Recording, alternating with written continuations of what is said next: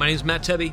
I'm one of the co-pastors at the Table Church in Indianapolis and co-founder of Gravity Leadership.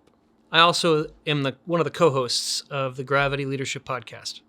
Our work with pastors and leaders and Christians for the last 10 years or so, some common themes have emerged about how faith has stopped working for people.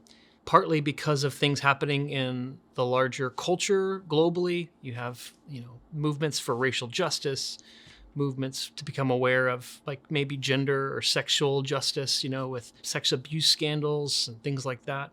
Then you have things inside the church. You have church hurt and church abuse, churches splitting up, churches disagreeing about how to handle a global pandemic.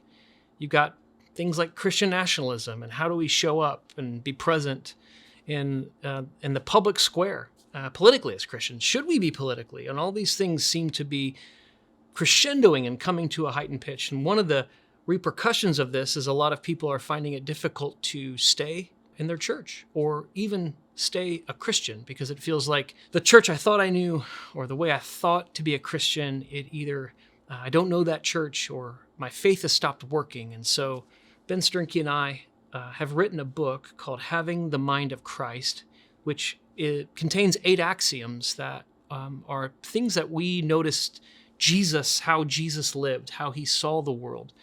And these have been 8 lenses or frames that Jesus accessed the world. One of them is God is always present and at work. And part of our story of how we navigated what is commonly referred to as deconstruction, how we navigated that was to actively experiment with just approaching situations of what changes here or what changes in this if I do believe that God is present and at work.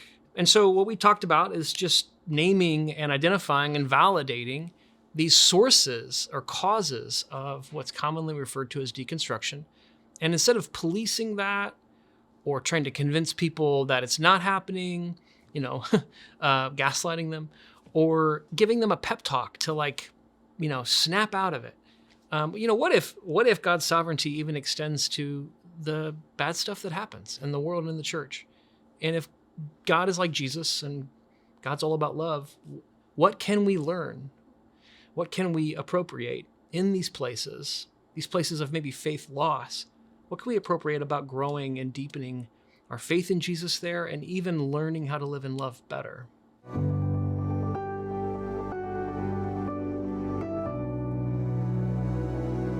One of the things we talk about a lot in our book that's kind of the core or the basic seminal practice in what we're doing is to be present and aware of what's going on. We've got a habit, a cultural habit.